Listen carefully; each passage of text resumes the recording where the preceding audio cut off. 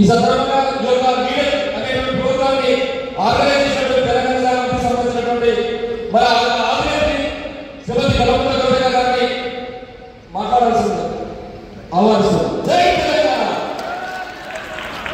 జై తెలంగాణ. ప్రతినిధులందరూ కూడా మరి శుభాకాంక్షలు. జనరల్గా మంచి పని చేసినప్పుడు దేవుడు ఆశీర్వాదం ఉంటారు. అట్లనే మనం మంచి పని చేస్తూ నాయకత్వాన్ని తెలంగాణలో గొప్ప నాయకత్వాన్ని పెంపొందించాలని కాబట్టి మరి బాగా భారీగా వర్షం పడతామని దేవుడు ఆశీర్వాదం అనుకోవాలని. వర్షంలో కొంతమంది మనలో అక్కడ ఆగిపోయి వాళ్ళందరూ కూడా అనుకుంటారు తొందరలోనే. అందుకుని మనము యాక్చువల్ ట్రైనింగ్ సెషన్ స్టార్ట్ చేసే సమయానికి అన్ని నియోజకవర్గాల నుంచి కూడా మనం అనుకుంటారని చెప్పి నేను భావిస్తూ ఉన్నాను. రిజిస్ట్రేషన్ అయితే లోపలికి వచ్చి వస్తున్నారు. అందరూ ఖమ్మం నుండి వాళ్ళు వచ్చేవాళ్ళు సేఫ్గా వస్తున్నారు లేదా ఒకసారి వెరిఫై చేసుకోవాల్సిందిగా నాయకులందరూ కూడా కోరుతారు. మరి వాళ్ళ ఈ కార్యక్రమం తెలంగాణ జాగృతి లీడర్ అనేటటువంటి కార్యక్రమం ఎందుకు పెట్టింది, ఎందుకోసం నాయకత్వం కావాలి, ఎందుకోసం సమాజంలో ఇప్పుడు ఉన్నటువంటి నాయకులు లేదా సరిపోరా, కొత్త నాయకత్వం ఎందుకు రావాలని ఆలోచించుకోవాల్సినటువంటి సందర్భం ఏమీ లేదు. దీని గురించి ఒక్కసారి మనం కూడా మాట్లాడుకోవాలి. తెలంగాణ జాగృతి సంస్థ పెట్టి దాదాపుగా 19 సంవత్సరాలు దాటేసింది. ఈ 19 సంవత్సరాలలో మనం బలంగా ఒక విషయాన్ని నమ్మినాం. ఏంటంటే ఏ జాతి అయినా సరే సాంస్కృతిక పరమైనటువంటి నేపథ్యం లేకుండా, సాంస్కృతిక పునాది లేకుండా ఏ జాతి కూడా కనబడి సాగించలేదు. సాంస్కృతిక పునాది లేకుండా ఉన్నటువంటి జాతి ఫౌండేషన్ లేకుండా కట్టినటువంటి బిల్డింగ్ లాంటిది. తెలంగాణ జాతికి అద్భుతమైనటువంటి సాంస్కృతిక నేపథ్యం. ఆ సాంస్కృతిక నేపథ్యాన్ని పరిరక్షించడమే మన యొక్క ప్రత్యేకమైనటువంటి ఆలోచనగా తెలంగాణ జాతి పనిచేస్తుండొచ్చు. ఈ 19 ఏళ్ళ మన భాష, మన యాస, మన కట్టు, మన బొట్టు, మన బతుకమ్మ, మన బోనం, ప్రతి ఒక్క దాని గురించి కూడా తెలంగాణ జాగృతి అన్ని సందర్భాల్లో కొట్లాడింది. మీకు తెలిసి తెలంగాణ ఉద్యమం నడిచినటువంటి సందర్భంలో నంది అవార్డ్స్ జరుగుతుంటే మన యాసను అవహేళన చేసినటువంటి ఒక క్యారెక్టర్కి నంది అవార్డు ఇస్తున్నారని పోయి ప్రొటెస్ట్ చేసినటువంటి ఒకే ఒక సంస్థ తెలంగాణ జాగృతి. ఆ తర్వాత ఉద్యమం జరుగుతున్నటువంటి సందర్భంలో సినిమాలు తీసి ఆ సినిమాలలో వచ్చే డబ్బులు మళ్ళీ మన తెలంగాణలో ఖర్చు పెట్టి తెలంగాణకు వ్యతిరేకంగా పనిచేస్తున్నారన్న నేపథ్యంతో ఆంధ్ర సినిమాలు అడ్డుకోవాలని ఆనాడు పిలిపించిన ఏకైక సంస్థ తెలంగాణ జాగృతి. ఎందుకు ఈ మాట చెప్తా అంటే నమ్మిన సిద్ధాంతం కోసం ఎంత పెద్ద వ్యక్తులైనా సరే, పెట్టుబడిదారి వ్యవస్థ అయినా సరే, ఎంత పాపులర్ మాధ్యమం అయినా సరే వారికి ఎదురొడ్డి నిలబడేటువంటి సంస్థ తెలంగాణ జాగృతి. మరి ఆనాటి నుంచి ఈనాటి వరకు పనిచేస్తూనే ఉన్నాం మనం, ఏనాడు కూడా విశ్రమించదు. తెలంగాణ రాకముందు ఉద్యమం కోసం కొట్లాడినాం, రాష్ట్రం రావాలని కొట్లాడినాం. వచ్చిన తర్వాత మూస పద్ధతిలో పోలేము. వచ్చినాక మళ్ళీ ఇట్లనే అందరం మీటింగ్ పెట్టుకున్నాం, కూర్చొని మాట్లాడుకున్నాం. ఇవాళ వచ్చింది రాష్ట్రం. రాష్ట్రం వచ్చినాక మరి మన లాంటి సంస్థ ఏం చేయాలి అని ఒకసారి ఆలోచన చేస్తాం. ఆలోచించి ఏం చేసినాం, ఆనాడు ప్రభుత్వం కేసీఆర్ గారు వచ్చింది, ఉద్యమ నాయకులు ప్రభుత్వం వచ్చింది, ప్రజలకు ఏం జరుగుతుంది. మరి ఈ జరిగేటటువంటి ప్రభుత్వానికి మనం కూడా తయారైన మన సంస్థ ప్రతి ఒక్కరికి కూడా బలాన్ని ఇచ్చే విధంగా పనిచేయాలని ఆనాడు స్కిల్ డెవలప్మెంట్ చేయాలని చెప్పి మన యొక్క పంతాన్ని మార్చుకుంటాం. అంటే చాలా సంస్థలు పూర్తయి కొన్ని రోజులు పలికేడి ట్రాఫికాలకు, రోడ్డు విధాలకు, స్పీడింగ్, హెల్మెట్ పెట్టుకోరు, అక్కడ ఇంటి కోసం వెయిట్ చేస్తున్న వాళ్ళ ఆలోచన వస్తుంది. సామాజిక స్పృహ అంటే ఒకటి రెండు కాదు, చాలా చాలా అంశాలు. అటువంటి సామాజిక స్పృహ కలిగి ఉండడం, దాన్ని 10 మందికి కల్పించడం తెలంగాణ జాగృతి నాయకుల యొక్క ప్రాథమిక బాధ్యత కావాలని ఇవాళ ఆలోచిస్తున్నారు. అనేక అంశాలని తోటివాడి గోప్యతను, తోటివాడి మనిషి, తోటివాడి మర్యాదను కాపాడకుండా నాకు వాస్తవాలు ఉంది కదా లేదు అంటే మాట్లాడి ట్రెండ్ అయిపోయింది. దానికి ఏమనుకోతే యూట్యూబర్గా అట్లా కూడా బాగా ఉంది. ఎవడెక్కడితే తిరిగితే వాళ్ళకి కన్వీనియన్స్ వస్తుంది. అటువంటి కాలంలో మనం బతుకుతుంది. కానీ నా రిక్వెస్ట్ తెలంగాణ జాగృతి దొరికే అవకాశం లేదు కనుక నేను మిమ్మల్ని తీసుకెళ్తా ఉంటాను. ఏమిటి అంటే కనుక మామూలు సభలలాగా, మామూలు సమావేశాలే అనుకోకండి. ఇది శిక్షణ. నా బుర్రను అంటే నా మెదడును ఇక్కడ స్పీకర్ వైపు కానీ లేదా చెప్పేటటువంటి అంశాలమైనటువంటి కేంద్రీకరించాలి. మీకు ఒక ఎగ్జాంపుల్ చెప్తాను. మనందరికీ పిల్లలు ఉన్నారు, స్కూల్లోకి వెళ్తారు. మ్యాథమెటిక్స్ లో ఓడికేమో 100 వస్తాయి, ఓడికేమో 30 వస్తున్నాయి. ఎందుకు వస్తున్నాయి అంటే సేమ్ టీచర్, కానీ మనం ఇక్కడి నుంచి మన దగ్గరనే నెల రోజులు 2 నెలలు కనుక డిలే అయిపోతే నాయకుడు ఇది చేయలేరు అని ఇంకో దగ్గర పోయే రోజు వచ్చింది. ఈ రోజు నాయకత్వం అనేది వెరీ కాంపిటేటివ్ వరల్డ్ అండి, అంత ఈజీగా ఉండదు. ఇంకొకటి, మన తోటి నాయకుడు కూడా పక్క నాయకుడు చెప్పాడు ఎప్పుడు కూడా విషయాలు. This is very very competitive world. నేను చాలా రీసెర్చ్ చేశాను. నీకు తెలిస్తే కనుక పక్కోడికి చెప్తే ఇది ఏది సార్ పక్కోడికి చెప్పడానికి అని వాడు పక్కన కూర్చొని పెడతాడు. ఇది కాంపిటేటివ్ వరల్డ్ కాబట్టి అయితే మీరందరూ కూడా నేర్చుకోవాలనే ఉద్దేశంతో ఈ కార్యక్రమం చేయటం జరుగుతూ ఉంది. సో ఒక్కసారి మనం రాబోయే రోజులు ఆలోచిద్దాం దీన్ని ఎలా ముందుకు తీసుకెళ్ళాలనేది. కాకపోతే ఇది ఎందుకు, ఇది ఏమిటి, ఇది ఎలా, దిస్ ఆల్ స్లైడ్స్ నేను మీకు ఆన్లైన్లో పెడతాను. మీరు ఇంటికి వెళ్ళాక తిరిగి చదువుకోవచ్చు, చదువుకుంటే ఇంకా అర్థం చేసుకోవచ్చు. చెప్పినంత మాత్రాన, విన్నంత మాత్రాన, బుర్రలో ఆలోచన రేగినంత మాత్రాన ఏది కూడా కార్యరూపం దాల్చు. మీరు దాని మీద చర్యలు తీసుకోవాలి, ఆ విధంగా మీరు పనిచేయాలి. అప్పుడు మాత్రమే ఎందుకు, ఏమిటి, ఎలా ఇదంతా కూడా కేవలం మన లీడర్ ప్రోగ్రామ్కు సంబంధించిన విషయం. ఇప్పుడు ఇంకొక స్లైడ్ పడుతున్నాం. ఈరోజు మధ్యలో జాగృతి లీడర్ ఉన్నాడు. నిరంతరం మీరు రెవెన్యూ శాఖతో కానీ, పంచాయతీరాజ్ శాఖతో కానీ, మహిళా శిశు అభివృద్ధి శాఖతో కానీ, విద్యాశాఖ వీళ్ళందరితో నిరంతరం మీరు పనిచేస్తూ ఉంటారు. మరి వీళ్ళందరితో పనిచేసినప్పుడు వాళ్ళు ఎటువంటి పాలసీలు చేస్తున్నారు, ఎటువంటి చట్ట పరిధిలో పనిచేస్తున్నారు, వాడి దగ్గరికి వెళ్ళినప్పుడు నేను ఏం మాట్లాడాలి, నా పని ఎట్లా చేసుకోవాలి, నేను పని చేస్తేనే నన్ను వాడు నాయకుడు అంటాడు, నేను పని చేయకపోతే మాత్రం వాడు నన్ను నాయకుడు అనే మాట అన్నాడు. కాబట్టి ఈ మొత్తం సర్కిల్లో మీరు మధ్యలో ఉన్నారు. ఈరోజు సమయాభావం వల్ల కేవలం 5 నిమిషాలు అన్నాడు కాబట్టి నేను ఈ ప్రతి ఒక్కరికి రెవెన్యూ అనుకుందాం. ఫర్ ఎగ్జాంపుల్ భూమి చట్టాల గురించి మీకు ఉండాలి, ఆర్ఓఆర్ చట్టం గురించి ఐడియా ఉండాలి, ఇనామ్ ల్యాండ్స్ చట్టాల గురించి ఐడియా ఉండాలి, ఎఫ్ఆర్ఏ చట్టం రైట్ ఫారెస్ట్ ఆదివాసులు అయితే ఎఫ్ఆర్ఏ చట్టం 2005 గురించి ఐడియా ఉండాలి, పంచాయతీరాజ్ తెలంగాణ పంచాయతీ చట్టం 2018 గురించి ఐడియా ఉండాలి, రాజ్యాంగంలో పేర్కొన్నటువంటి అంశాలు 29 అంశాలు పంచాయతీలో ఏం చేయాలని ఉంటాయి, వాటన్నిటి మీద ఐడియా ఉండాలి. ఈ విధంగా చెప్పాలంటే వీళ్ళన్నిటి మీద నేను సుదీర్ఘంగా క్లాస్ చెప్తాను. కాకపోతే ఇంకా స్పీకర్లు మాట్లాడాల్సింది కాబట్టి క్లోజ్ చేస్తున్నాను. లాస్ట్గా నా చివరి స్లైడ్, నాయకుడు అంటే ఎవరు అన్నది ప్రశ్న. ఇంకా దీని తర్వాత 24 స్లైడ్స్ ఉన్నాయి. కాకపోతే నేను అవన్నింటినీ ఓపెన్ చేయను. అసలు నాయకుడు అంటే ఎవరు, నేను నాయకున్నా, నాకు ఆ లక్షణాలు ఉన్నాయా? ఒక్కసారి వీటన్నిటి మీద మీరు దృష్టి సారించి మీరు ప్రశ్న వేసుకోండి. నేను సమన్వయకర్త అంటే నాకు ఎన్ని మార్కులు వేస్తాను, నేను ఒక విజనరీ లీడర్ అంటే నాకు ఎన్ని మార్కులు వేస్తాను? 2 minutes. ఒక్కసారి చూడండి.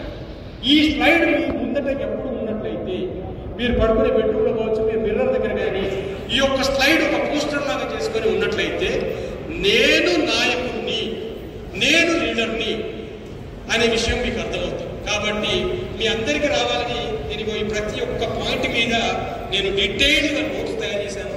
కాకపోతే నేను ఆ నోట్స్లోకి వెళ్ళట్లేదు. ఇలా ప్రతి ఒక్క దాని మీద నేను నోట్స్ చేశాను. ఈ రోజు వరకు, ఈ కార్యక్రమం వరకు నేను మిమ్మల్ని రిటర్న్లో వీటి గురించి అర్థం చేసుకోండి. రేపు భవిష్యత్తులో అంటే రేపే, ఈరోజు సాయంత్రం నుంచి రేపు పొద్దున మీరు ఒక ఎంఆర్ఓ దగ్గర కూర్చున్నా, ఒక ఆర్డీఓ దగ్గర కూర్చున్నా, ఒక హెడ్ మాస్టర్ దగ్గర కూర్చున్నా, ఒక మహిళా సంఘం దగ్గర కూర్చున్నా, ఒక కుల సంఘం దగ్గర కూర్చున్నా, మీ తీరు మారాలి, మీరు మాట్లాడే తీరు మాట్లాడాలి. 4 సెంటెన్సెస్ మాట్లాడితే, 4 వాక్యాలు మాట్లాడితే అందులో చట్టం కూడా మీకు తెలుసు అనే విషయం తెలవాలి, పాలసీ కూడా మీకు తెలుసు అనే విషయం తెలవాలి. ఎదుటి వారిని గౌరవించడం కూడా వీళ్ళకి తెలుసు అనే విషయం రావాలి. కాబట్టి thank you so much. And మీరందరూ కూడా ఇంత శ్రద్ధగా విన్నందుకు, అంతేకాకుండా రాబోయే రోజుల్లో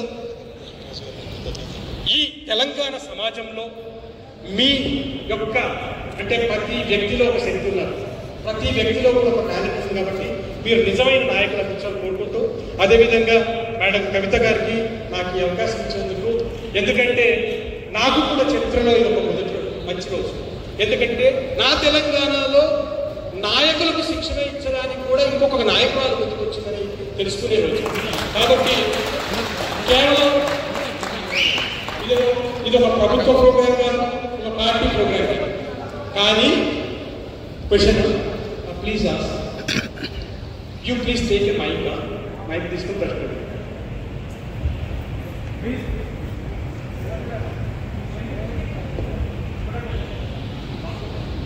సార్. జాగృతి అంటే నాకు తెలిసి మేలుకొల్పు, లేకపోతే జ్ఞానోదయం, లేకపోతే హెచ్చరిక, లేకపోతే ప్రశ్న, లేకపోతే చైతన్యపరచు, లేకపోతే లీడర్. ఇక్కడ నేను తెలుసుకున్నది వాళ్ళని ఎలా హెచ్చరించాలి, 2 మనుషులను మన వాళ్ళని ఎలా చైతన్యపరచాలి. ఈ 3 క్వశ్చన్లు సార్ ప్లీజ్. థర్డ్ క్వశ్చన్, మూడవది చైతన్యం. నేను I'm student of behavioural sciences. ఆయన అంటే మనిషి యొక్క ప్రవర్తనను ఏ విధంగా మనం అధ్యయనం చేయాలి అన్న దాని మీద నేను పిహెచ్డీ చేశాను. ఆయన ఒక వ్యక్తి 7 స్టెప్స్ ఉంటాయి. ఆయన అడిగిన 3 ప్రశ్నలకి 7 స్టెప్స్ చెప్తాను. వాడికి తెలియదు అన్నవే, వాడికి చట్టం పైన కానీ లేకపోతే విధి విధానాల పైన కానీ ఎలా బతకాలో కానీ ఏమి తెలియదు అన్నవే. అలాంటి మనుషులు కూడా మన సమాజంలో ఉన్నారు. నెక్స్ట్ స్టెప్ అవే అయినా కానీ వాడు రిజర్వేషన్ వేస్తారు అంటే తెలుసుకోలేకపోతారు. తర్వాత నాలెడ్జబుల్, తర్వాత చేంజ్ అంటే ఈ విధంగా ఒక బిహేవియర్ని ఒక స్థాయి నుంచి ఇంకొక నువ్వు అనుకున్నటువంటి ప్రవర్తనగా మార్చడానికి 7 స్టెప్స్ ఆర్ ఇన్వాల్వ్. మీరు ఏ గూగుల్లో నేను పెట్టండి, ఒక ప్రవర్తన నుంచి ఇంకొక ప్రవర్తనకు రావాలంటే 7 స్టెప్స్ కావాలి. మీరు చైతన్యపరచాలి అంటే అవగాహన పెంచాలి. వారికి ఏం తెలియట్లేదు, అవగాహన పెంచాలి. అయితే ఈ అవగాహన పరుస్తున్న క్రమంలో నువ్వు ఎటువంటి కమ్యూనికేషన్ వాడుతున్నావు, జనరల్ అవేర్నెస్ కాకపోతే దాన్ని కొంచెం knowledgeable. There is a difference. మామూలుగా సిగరెట్ తాగద్దురా అంటే అది అవేర్నెస్. సిగరెట్ మీద క్యాన్సర్ వచ్చిందంటే అది ఇంకొక లెవెల్కి ఎక్కాడు మనిషి అంటే భయం కలుగుతుంది. కొన్నిసార్లు నువ్వు సిగరెట్ తాగితే 2,000 రూపాయలు జరిమానా అంటే ఆడ నువ్వు ఒక శిక్షకు గురి చేస్తావు.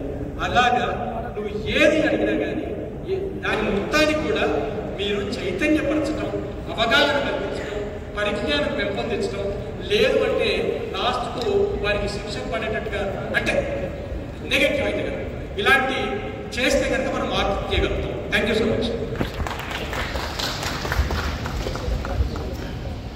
Thank you sir. శ్రీనివాస్ గారు మీ విలువైన సమయాన్ని మాకు ఇచ్చారు. మళ్ళీ కూడా మేము ఉపయోగించుకుంటాము. ఒక నిమిషం.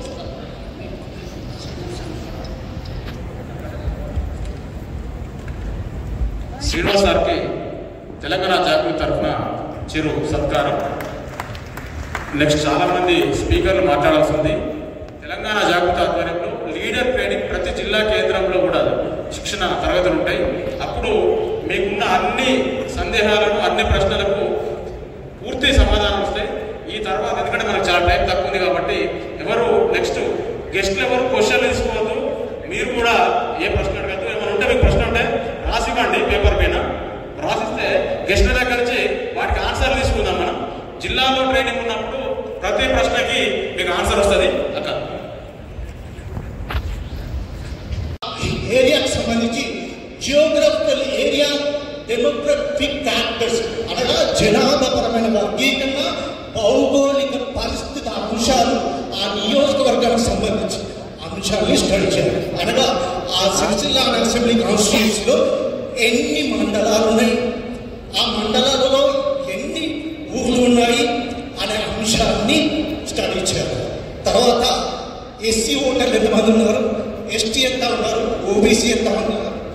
ఎస్సీ మైనారిటీ అనేది చూస్తాం. నెక్స్ట్ వచ్చేసి మన నియోజకవర్గం పైన ఎవరు ఏ విధంగా ప్రభావితం చేస్తారు అంటే మీరు ఎన్నుకున్న ఆ నియోజకవర్గంలో మీరు మాత్రమే ప్రభావం చేస్తారా, మిగతా కొంతమంది వ్యక్తులు లేదా శక్తులు ఆ నియోజకవర్గం మీద ప్రభావం చేస్తూ మీ ఎన్నికలను డిసైడ్ చేయడానికి ప్రయత్నిస్తారు. వారు ఎవరు అనగా ఆ నియోజకవర్గానికి సంబంధించిన ఎంపీ, ఆ నియోజకవర్గానికి సంబంధించిన ఎమ్మెల్యే, ఆ నియోజకవర్గానికి సంబంధించిన జెడ్పీటీసీ, ఆ నియోజకవర్గానికి సంబంధించిన ఎంపీపీ, ఎంపీటీసీ, అదేవిధంగా sarpanch, ward member, councillor, corporator, ప్రస్తుతం అధికారంలో ఉన్నవారు, మాజీలు, అదేవిధంగా ఆశావాహులు అనగా పోటీ చేసిన పోటీదారులు, వీరంతా కూడా ఆ నియోజకవర్గం పైన విపరీతమైన రాజకీయ ప్రభావాన్ని పరిశీలిస్తూ ఎన్నికల వ్యవస్థను, ఎన్నికల సిస్టాన్ని ప్రభావితం చేస్తున్నారు. ఇది నెక్స్ట్ స్టెప్, నెక్స్ట్ వ్యూహం, స్ట్రాటజీ. మీరే ఒక క్యాండిడేట్ అయితే, మీరే ఒక అభ్యర్థి అయితే ఏ విధమైన స్ట్రాటజీని ఫాలో కావాలి? ఫస్ట్ ఆఫ్ ఆల్ 2 అంశాలను తీసుకోవాలి. అనుకూల అంశాలు, మీ యొక్క పాజిటివ్ యాటిట్యూడ్స్, మీ యొక్క పాజిటివ్ పాయింట్స్ ఏమున్నాయి అంటే మీ యొక్క అనుకూల అంశాలు 1, 2, 3, 4, 5 ఇట్లా 10 రాసుకోవాలి. అంతేకాకుండా మీ యొక్కమైన వ్యతిరేక లేదా ప్రతికూల అంశాలు అనగా మీ యొక్క నెగటివ్ అంశాలు, వాటిని కూడా ఫైండ్ అవుట్ చేయడం ముఖ్యం, చాలా ఇంపార్టెంట్. ఈ ప్రతికూల అంశాలను అనుకూల అంశాలుగా ఏ విధంగా మార్చుకోవాలో ప్రణాళిక రూపొందించాలి. అంతేకాకుండా ప్రత్యర్థుల యొక్క అనుకూల అంశాలేంటి, ప్రత్యర్థుల యొక్క ప్రతికూల అంశాలేంటి, ప్రత్యర్థుల యొక్క ప్రతికూల అంశాలను మనకు సమాజాన్ని చూస్తే పిరమిడ్ లాగా కనిపిస్తుంది, అనగా ఒక ట్రయాంగిల్ లాగా కనిపిస్తుంది. మీరు అక్కడ ఆ ట్రయాంగిల్ని అబ్జర్వ్ చేస్తే కింద ఎక్కువ ప్రజలు ఉన్నారు, మధ్యలో తక్కువ ప్రజలు ఉన్నారు, టాప్లో అతి స్వల్పంగా ప్రజలు ఉన్నారు. మరి వాళ్ళు కింద ఉన్నవారు మాస్ పీపుల్, మధ్యలో ఉన్నవారు అటెంటివ్ పీపుల్, పైన ఉన్నవారు ఎలైట్ పీపుల్. అంటే సమాజ వర్గీకరణ, ఈ నియోజకవర్గం ఉన్న సమాజ వర్గీకరణ పైన దృష్టి కేంద్రీకరించారు. ఈ మాస్ పీపుల్లో నిరుద్యోగం ఉంటుంది, నిరక్షరాస్యత ఉంటారు, అల్ప ఆదాయం ఉంటారు, బిలో పావర్టీ లైన్ కింద తక్కువగా ఉన్న వాళ్ళు ఉంటారు. ప్రభుత్వం అందించే సంక్షేమ పథకాల పైన ఆధారపడి ఉంటారు. అనగా ఇక్కడ ఓటు బ్యాంక్ ఉంటుంది, క్యాడర్ ఉంటుంది, చోటా మోట నాయకులు అనేది ఉంటారు. వీళ్ళు ఆ ప్రజలను అనగా మాస్ పీపుల్ని ప్రభావం చేస్తారు, ఎన్నికలలో ప్రభావితం చేస్తారు. ఇలాంటి సిస్టమ్ సమయాభావం వల్ల ఇంకా చాలా టాపిక్ ఉంది, కొంత ఇన్ఫర్మేషన్ ఇస్తున్నాం. నెక్స్ట్ అటెంటివ్ పీపుల్ అనగా సమాజంలో ఉన్నతమైన విద్యను ఆర్జించేవారు, అనగా lecturers, teachers, doctors, engineers, highly qualified అయిన పర్సన్స్. వీళ్ళు ఏం చేస్తారు? మధ్యలో ఉన్నవాళ్ళు ప్రతి ఎన్నికలకు తమలో తాము పరివర్తన చెందుతూ మార్పు చేస్తూ ఈ మాస్ పీపుల్ని కూడా అట్రాక్ట్ చేస్తూ ఎన్నికల వ్యవస్థను మార్పు చేయడానికి ప్రయత్నిస్తారు తమ యొక్క చర్యల ద్వారా. ఏ విధంగా అంటే ఉదాహరణకు ఒక లెక్చరర్ ఉన్నాడు, ఒక టీచర్ ఉన్నాడు, ఒక డాక్టర్ ఉన్నాడు. వీరు మాటలు కలుపుతూ ప్రభుత్వానికి అనుకూలంగా, రాజకీయ పార్టీలకు అనుకూలంగా, వ్యతిరేకంగా ప్రభావితం చేస్తూ ఉంటారు. ఒకసారి చేస్తారు, 10 సార్లు చేసేసరికి ఆ పర్సన్ ఆలోచిస్తారు.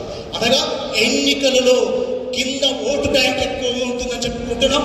అదేవిధంగా అటెంటివ్ పీపుల్ అనేది తక్కువగా, మాస్ పీపుల్ కన్నా తక్కువగా ఉన్నా కూడా వీరు కూడా అతి ముఖ్యమైన పాత్ర పోషిస్తూ భారత ఎన్నికల వ్యవస్థను, భారత రాజకీయాలను, రాష్ట్ర రాజకీయాలను ప్రభావితం చేస్తూ ఎన్నికల ఫలితాలను డిసైడ్ చేస్తూ ఉంటారు.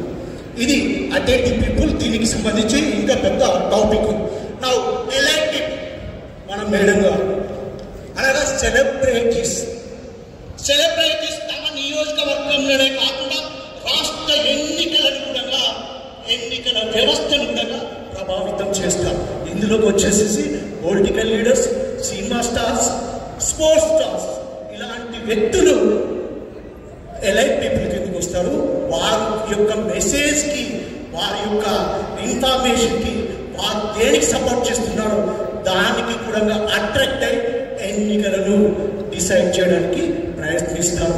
ఇది సమాజ వర్గీకరణ మోస్ట్ ఇంపార్టెంట్. అంటే మీ కాన్స్టిట్యూన్సీ, అది మీరు సర్పంచ్ కావచ్చు, మీ ఊరి యొక్క సామాజిక చారిత్రక, ముందుకు మీ ఊరి యొక్క చారిత్రక నేపథ్యం తెలుసుకుంటారు, మీ ఊరి యొక్క సామాజిక నేపథ్యం తెలుసుకుంటారు, మీ ఊరి యొక్క ఆర్థిక నేపథ్యం తెలుసుకుంటారు, మీ ఊరి యొక్క రాజకీయ నేపథ్యం అంటే గత సంవత్సరాల పూర్వ అనుభవాలను తెలుసుకొని మీ ఊరి యొక్క సామాజిక, ఆర్థిక, రాజకీయ సమస్యలు ఏంటో మీకు పూర్తి అవగాహన ఉండాలి. ఈ అవగాహన మొత్తమే కాదు, ఆ సమస్యలు సాధించడానికి, పరిష్కరించడానికి మీపై వద్ద ప్రణాళికబద్ధమైన ఒక వ్యూహం, ఒక ప్రణాళిక ఉండాలి. అప్పుడే మీకు ఎందుకు ఓటేయాలనే ప్రజలు మిమ్మల్ని మాత్రమే ఎన్నుకోవాలి. ఓటేయాలనే స్థాయికి వచ్చినప్పుడు లీడర్ సక్సెస్ఫుల్ లీడర్ అవుతాడు, అతనే ప్రజాప్రతినిధి అవుతాడు. అది ఎంపీటీసీ కావచ్చు, జెడ్పీటీసీ కావచ్చు, సర్పంచ్ కావచ్చు, ఎమ్మెల్యే కావచ్చు, అదేవిధంగా ఎమ్మెల్సీ కావచ్చు, లేదా ఎంపీ లోక్సభ కావచ్చు. ఇలాంటి వ్యవస్థను సృష్టించడానికి ఒక లీడర్ అనే వ్యక్తి ప్రయత్నం చేయాలి. నెక్స్ట్ వచ్చేస్తే ఓటర్లను ప్రభావితం చేసే అంశాలు అంటే ఏ అంశాలు ప్రభావితం చేస్తాయి? భారత ఎన్నికల వ్యవస్థను, రాష్ట్ర ఎన్నికల వ్యవస్థను మనం పరిశీలిస్తే ఓటర్లను ఎలాంటి అంశాలన్నింటినీ ప్రభావితం చేస్తున్నాయో ఒక 5 నిమిషాలలో మనం చూడాలి.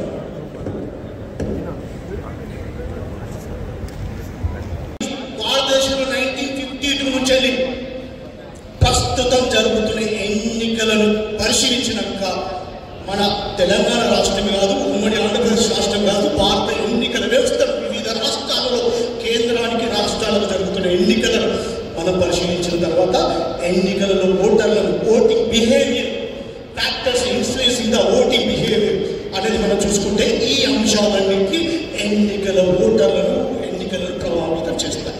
అది ముందుగా ప్రభుత్వ అనుకూల పవనాలు, ప్రభుత్వానికి అనుకూలంగా వేవ్ ఉందా, ప్రభుత్వానికి వ్యతిరేకంగా పవనాలు ఉన్నాయా రాష్ట్రంలో, దేశంలో, ఒకవేళ ఉంటే ఏ విధంగా ఉన్నాయి, వాటిని మనకు అనుకూలంగా, ఈ 2 అంశాలను మనకు అనుకూలంగా ఏ విధంగా మార్చుకోవాలి, ఒక స్ట్రాటజీని నిర్మించుకోవాలి ప్రతి అభ్యర్థి. నెక్స్ట్ వచ్చేసేసి ధన బలం. ఇది చాలా పెద్ద టాపిక్, దీన్ని టాపిక్ గురించి నేను ఎక్కువ డిస్కస్ చేయను.